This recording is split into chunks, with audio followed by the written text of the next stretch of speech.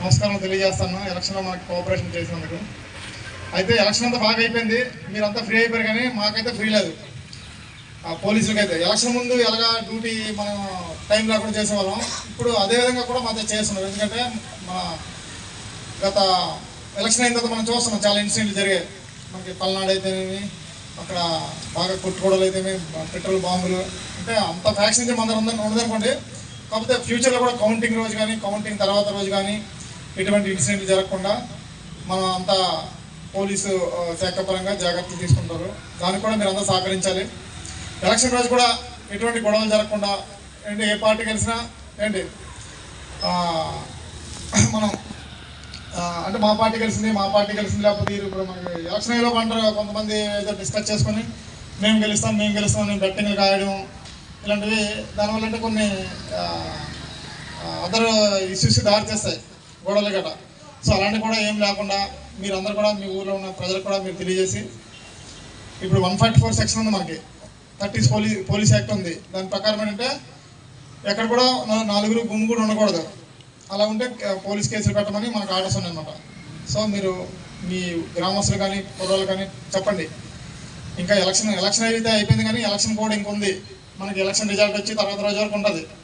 So అంతవరకు కూడా మనం జాగ్రత్తగా ఉండాలి, లేదంటే పోలీసులు కేసులు పెడతారు. ఎలక్షన్ కేసులో వన్స్ ఇన్వాల్వ్ అయితే మన జీవితాంతం వెంటాడుతుంది అనమాట. ఇప్పుడు ఎమ్మెల్యే ఎలక్షన్ రాని, ఎంపీ ఎలక్షన్ రాని, పంచాయతీ ఎలక్షన్ రాని, ఏది వచ్చినా కేసు ఉన్న వాళ్ళకి పోలీసులు అలా సస్పెక్ట్ షీట్లో రౌడీ షీట్లో ఓపెన్ చేసి లోపలేస్తారు అనమాట. సో ఆ పరిణామమే రాకుండా పీస్ఫుల్గా మనం శాంతియుతంగా ఉంచడానికి మీరు అందరూ కూడా సహకరిస్తారని మీ అందరికీ కోరుచున్నాను.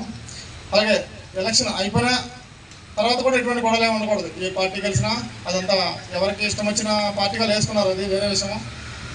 ఎవరు కలిసినా అందరూ ఒక ఊరిలో ఒకరికొక సహకారం చేసుకుంటూ ముందుకు మీరు పీస్ఫుల్గా ఉంటారని నేను కోరుకుంటాను. అలాగే అంటే గొడవలు అవుతే ఎక్కడైనా అంటే పొలిటికల్ గొడవ రాకూడదు అనమాట. ఏదో చిన్న గొడవ అయితే అది రాజకీయం చేసి అటు కొంతమంది వచ్చి అది రాజకీయం చేయకూడదు. గొడవ అనేది ఆ గొడవలాగా ఉండాలి. ఫ్యామిలీ గొడవ అనుకోండి, దాన్ని మనం పొలిటికల్ చేయకూడదు. సో పొలిటికల్గా మనకి ఎటువంటి గొడవ లేకుండా మీరందరూ సహకరించాలి. ఇంకా అంటే మనకేంటంటే మెయిన్ గవర్నమెంట్ ఈ కౌంటింగ్ రోజున ఎటువంటి ఇష్యూస్ చాలా పీస్ఫుల్గా ఉండాలి. ఎలక్షన్ రోజు ఎలాగైతే జరిగిందో ఈ కౌంటింగ్ అవని, కౌంటింగ్ తర్వాత అవని కానీ ఎటువంటి గొడవలు జరగకుండా ఉండాలని చెప్పేసి ఆర్డర్స్ ఉన్నాయి. అలాగే ఇటువంటి డీజేస్ కానీ ఊరేగింపులు కానీ బాణసంచా కాల్చడం కానీ అలాంటివి కూడా ఏమీ చేయకూడదని చెప్పేసి మనకి డీజీపీ గారు ఆర్డర్స్ ఇచ్చున్నారు. అవి కూడా మీరు అన్నీ సరే ఎలక్షన్ తర్వాత పోస్ట్ పోన్ చేసుకోండి. అప్పుడు మనకి పెర్మిషన్ మన చేతిలో ఉంటుంది. ఇప్పుడు మన చేతిలో ఉండదు. ఇప్పుడు ఆర్ఓ గారి వాళ్ళ పెర్మిషన్ ఒకరు ఇచ్చినా లైటింగ్లు పెట్టుకోకూడదు, డీజేలు పెట్టకూడదు, ఎటువంటి స్టేజ్ ప్రోగ్రామ్స్ ఏమి ఉండకూడదు అనమాట. సో పండగలు ఏమైనా మీ ఊళ్ళో ఉంటే ఎలక్షన్ తర్వాత పోస్ట్ పోన్ చేసుకోవడం అనేది చాలా మంచిదని నేను అనుకుంటున్నాను.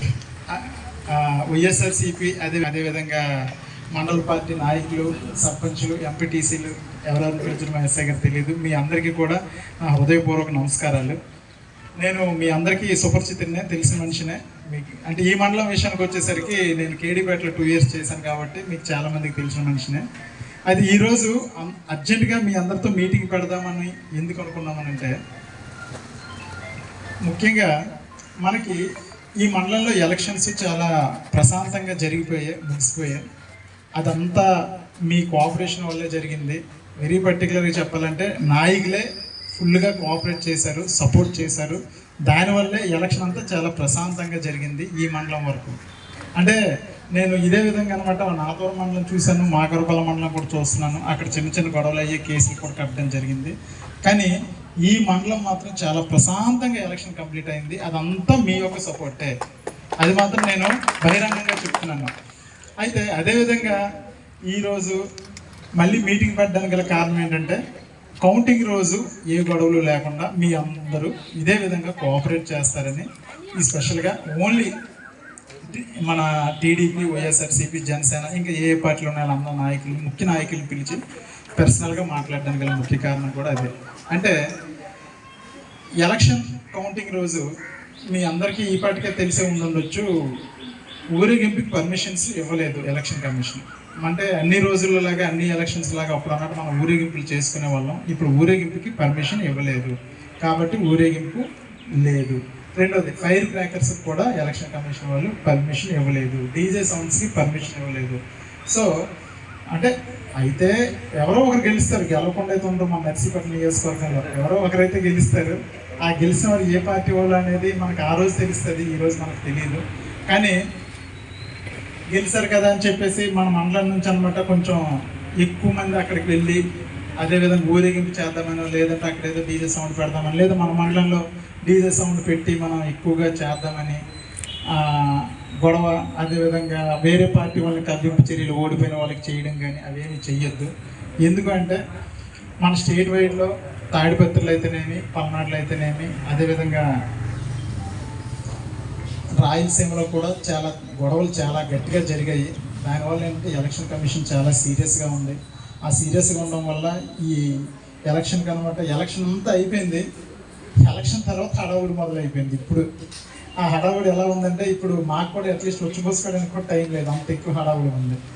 దానివల్ల ఏంటంటే మీరు ఇబ్బంది పడద్దు, మమ్మల్ని ఇబ్బంది పెట్టద్దు. ముఖ్యంగా చాలామంది ఏంటంటే తెలుసో తెలియకో గెలిచిన తర్వాత ఆనందంలో ఎదుటివాడికి అనమాట రెచ్చగొట్టడాలు, లేదు కదంటే ఎదుటివాడి ఇంటి మీదకి వెళ్ళి తొడగొట్టడం, లేదు కదంటే అనమాట గొడవ చేయడాలు అవన్నీ చేస్తుంటారు. నాయకులు ముఖ్యంగా చెయ్యరు, కానీ మన వెనకున్న కుర్రోళ్ళు కొంచెం ఉడుకు రక్తం కదా చేస్తారు. వాళ్ళకి మీరు అర్థమయ్యేటట్టు చెప్పండి. ఏంటంటే ఆ ఉడుకు రక్తాన్ని అనమాట ఈ విషయంలో మీరు ఎవరు చెయ్యొద్దురా బాబు, నాయకులు మేము ఉన్నాము, మేము చేసుకుంటాం, మా సెలబ్రేషన్స్ మేము చేసుకుంటాం, మీరు ఎవరు సైలెంట్గా ఉండాలని చెప్పి మన కుర్రోళ్ళందరికీ అర్థమయ్యేటట్టు చెప్పండి. ఎందుకంటే నాయకులంతా కూడా మీకంటూ ఒక అనుభవం ఉంటుంది కాబట్టి మీరు అంత వేగంగా గొడవలకి కానీ గందరగోళానికి కానీ అదేవిధంగా ఏదో పెద్ద